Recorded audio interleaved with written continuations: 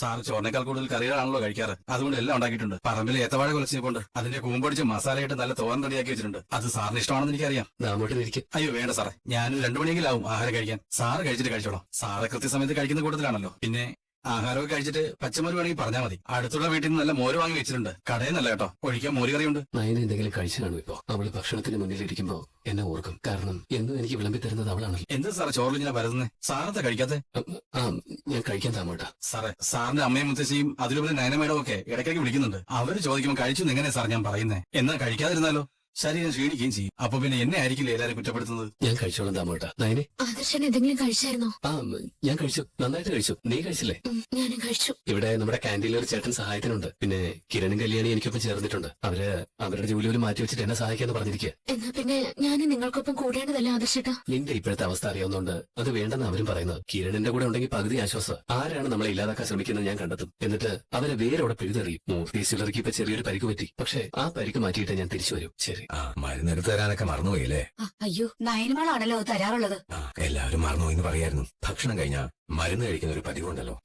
അല്ല, എനിക്കിപ്പോ അത് കഴിക്കണമെന്നില്ല. എങ്ങനെയെങ്കിലും ഈ ആയുസ് തീർന്നു കിട്ടിയാൽ മതി. എന്തിനാ ഇങ്ങനെയൊക്കെ സംസാരിക്കുന്നെ? എല്ലാവരെയും സമാധാനിപ്പിക്കാൻ നോക്കിയിട്ടും ആരുടെ മുഖത്തൊരു മാറ്റമില്ല. കാർമയൊക്കെ ഉരുണ്ടു കൂടിയ പോലെയാ. ഇപ്പോ വില്ല ഞാനായില്ലേ? ആദർശ് പോയ ശേഷം അവനെ ഒന്ന് വിളിച്ചായിരുന്നോ? ഞാൻ എന്തിനാ അവനെ വിളിക്കുന്നത്? ഓ, ബിസിനസ്സുകാർക്ക് അങ്ങനെ ഒരു പ്രശ്നം ഉണ്ടല്ലോ അമ്മേ. വിജയിച്ചവരെ മാത്രമല്ലേ അവര് വിളിക്കൂ. മുൻപ് കമ്പനി എത്ര സേവിച്ചവരാണെങ്കിലും അവര് പരാജയപ്പെട്ട് കഴിഞ്ഞാൽ പിന്നെ അവരുമായിട്ട് ഒരു പരിചയം പോലും നടിക്കില്ല. കുടുംബവും ബിസിനസ്സും തമ്മിൽ കൂട്ടിക്കൊഴിക്കരുതെന്ന് അച്ഛൻ നാഴിക്ക് 40 വട്ടം പറയാറുണ്ടായിരുന്നല്ലോ. പക്ഷേ ഇപ്പൊ അച്ഛൻ അത് തന്നെയാ ചെയ്തുകൊണ്ടിരിക്കുന്നത്. അല്ലെങ്കിൽ MD സ്ഥാനം രാജിവെച്ച് പുറത്തു പോകുമ്പോ സ്വന്തം കൊച്ചുമോൻ അല്ലാതെയാവോ? ദേവയാനി ഇദ്ദേഹത്തോടാ ചോദ്യങ്ങൾ ചോദിക്കുന്നത്. ഞാൻ പൊട്ടനല്ല. അച്ഛൻ നയനമോളുടെ ഇപ്പോഴത്തെ കണ്ടീഷനിൽ നന്നായിട്ട് ഭക്ഷണം കഴിക്കേണ്ടതാ. അത് മനസമാധാനത്തോടെ രുചിയോടെ വേണം കഴിക്കാൻ. ഇവിടെ അതൊന്നുമില്ല. നാളെ അവൾക്കൊരു കുഞ്ഞ് ജനിക്കുമ്പോ ആ കുഞ്ഞിന് ഭക്ഷണം വാരി കൊടുക്കേണ്ടി വരും. അതിനു മുൻപ് ഇപ്പൊ വേണമെങ്കിൽ മരുമോൾക്ക് നിനക്ക് വാരി കൊടുക്കാം. ദേവയാനിയുടെ ചോദ്യത്തിന് ഇങ്ങനെയാണോ മറുപടി പറയേണ്ടത്? ഒരു സമയത്ത് അമ്മായിമയും മരുമോളും കീരിമാമ്പും ആയിരുന്നല്ലോ. അച്ഛാ, ആ മരുമോളാ പിന്നീട് എന്റെ ജീവൻ നിലനിർത്തിയത്. അവള് ദാനം തന്ന കരളുകൊണ്ടാ ഞാൻ ഇന്ന് ജീവിക്കുന്നത് തന്നെ.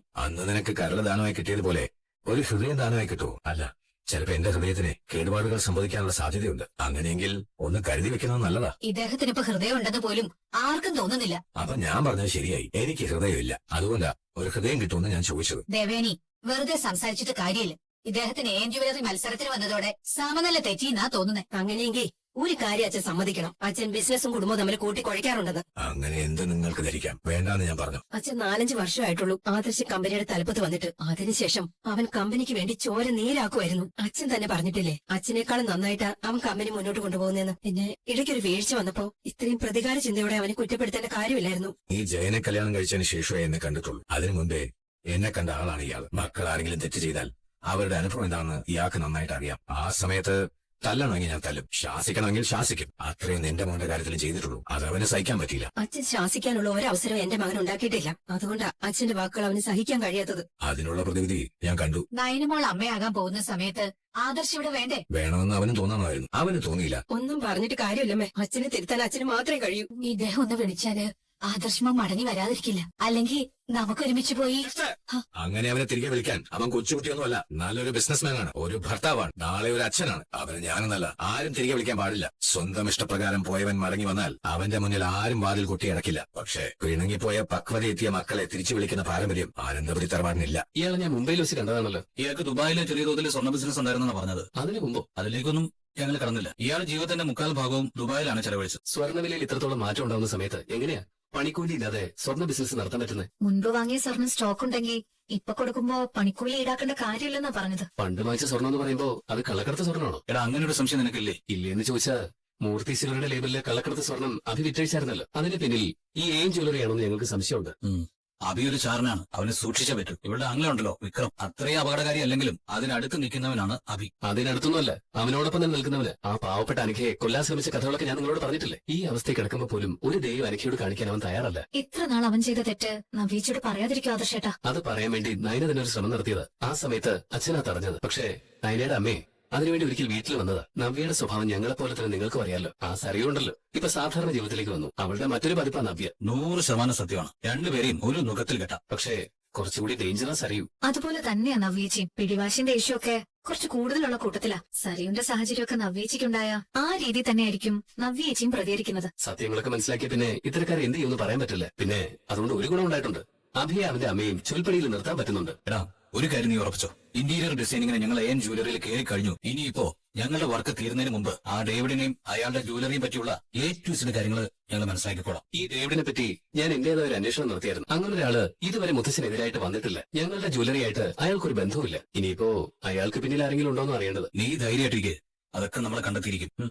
നീ എത്ര ധൈര്യമായിട്ടാണോ നിന്റെ വീട് വിട്ടിറങ്ങിയത് അതിന്റെ 10 മടങ്ങ് കരുത്തോടെ നീ നിന്റെ തറവാട്ടിലേക്ക് തിരിച്ചെത്തിയിരിക്കും. എനിക്ക് ഓർമ്മയുണ്ടല്ലോ, ഒരിക്കൽ ഞങ്ങൾക്കും ഇങ്ങനെ ഒരു അനുഭവം ഉണ്ടായിട്ടുണ്ട്. എന്റെ അച്ഛനുമായിട്ട് ഞാനും കല്യാണിയും ലോഹിയും കൂടിയെന്നും പറഞ്ഞ് എന്റെ അമ്മ ഞങ്ങളെ വീട്ടിൽ നിന്ന് തല്ലി ഇറക്കുമായിരുന്നു. അന്ന് നിന്നെ പോലെ തന്നെ ഞങ്ങൾ ഒരുപാട് വേദനിച്ചതാ. പക്ഷേ പിന്നീട് അതേ അമ്മ തന്നെ ഞങ്ങൾ 2 കൈ നീട്ടി സ്വീകരിച്ചില്ലേ, അതുപോലെ തന്നെ ഇവിടെ ഉണ്ടാവും. അറിയാം, നീ ധൈര്യമായിട്ടിരിക്കെ. പോയിട്ട് വരാം ആദർശേട്ടാ. കാണാം. ശരി. AN ജ്വല്ലറിയുടെ സകല ഡീറ്റെയിൽസും കളക്ട് ചെയ്യണം. അവർ ഈ നാട്ടിലെത്തിയിട്ട് അധിക നാളൊന്നും ആയിട്ടില്ല. ബിസിനസ് അറിയുന്നവൻ വിജയിക്കും. പക്ഷേ ഇവർ വളഞ്ഞ വഴിയിലൂടെ മാർക്കറ്റ് പിടിച്ചെടുക്കാൻ നോക്കുന്നത്. അതിന് വ്യക്തമായിട്ടുള്ള തെളിവുണ്ട്. ഈ ഫോട്ടോ കണ്ടോ? ഇത് ഞാൻ ബിബിന്റെ ഫോണിലേക്ക് അയച്ചിട്ടുണ്ട്. ശരി മാഡം. ഗ്രീന എന്ന ഇവളുടെ പേര്. ഫോൺ നമ്പർ ഉണ്ടെങ്കിലും അത് വ്യാജമാ. പക്ഷെ ഇവളും AN ജ്വല്ലറിയും തമ്മിൽ കണക്ഷൻ ഉണ്ട്. ഇവള് മലയാളിയാണ്, ചെങ്ങന്നൂര സ്വദേശം എന്ന് പറഞ്ഞു. അതും സത്യാവാനൊന്നും ഇടയില്ല. ഇപ്പൊ ഫോട്ടോ ബിബിന്റെ കയ്യിലുണ്ടല്ലോ.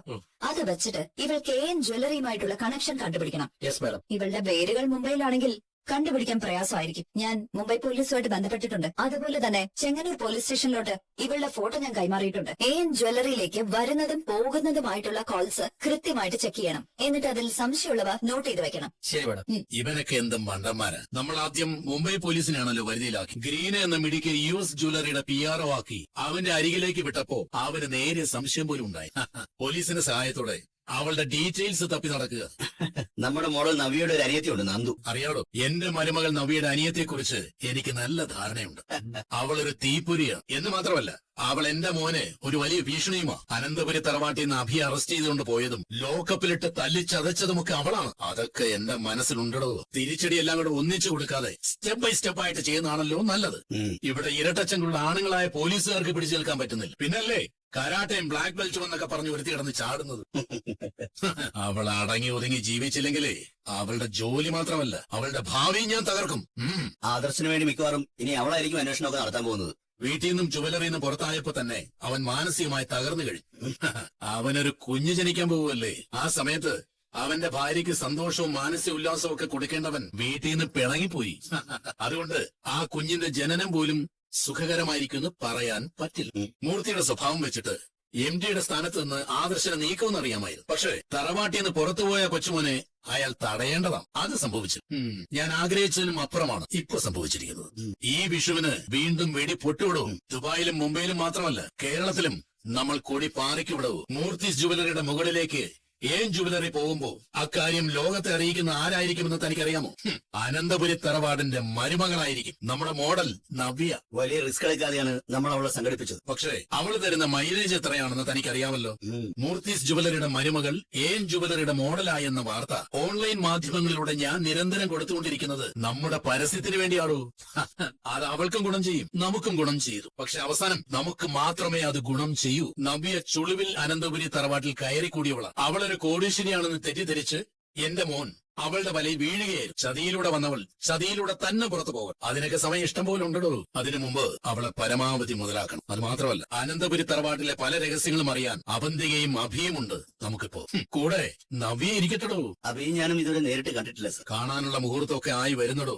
അവനെ ഒരു സ്റ്റാഫ് പോലും ആക്കാതെയാ മൂർത്തീസ് ജ്വല്ലറിയും തള്ളിക്കളഞ്ഞത്. അതിനിപ്പോ കണ്ടില്ലേ, MD സ്ഥാനം ഒരുത്തിന് നഷ്ടപ്പെട്ടു. ഇനി ഒരുത്തനുണ്ട് ഹനി. അവനെ നമ്മൾ ഭയക്കേണ്ട കാര്യമൊന്നും. ഏട്ടന്റെ തണലിൽ ജീവിച്ച ഒരുത്തനാവും. പക്ഷേ ആദർശുണ്ടല്ലോ, അവൻ ഇനി പൊട്ടിമുളയ്ക്കാതിരിക്കാൻ ശ്രദ്ധിക്കണം. അവൻ മറ്റൊരു അനന്തമൂർത്തിയാണ്. ശരിക്കും പറഞ്ഞാൽ അനന്തമൂർത്തിയേക്കാൾ ബ്രില്യന്റ് ആണ്. അതൊരു ഭീഷണിയായി തന്നെ നമ്മൾ കരുതണം. അനന്തപുരി തറവാട് തകരണമെങ്കിൽ, ആ തറവാടിന്റെ വേരറുക്കണമെങ്കിൽ വൃദ്ധനായ അനന്തമൂർത്തിയല്ല നമ്മൾ കൈകാര്യം ചെയ്യണം. അത് ആദർശനെ തന്നെയാണ്.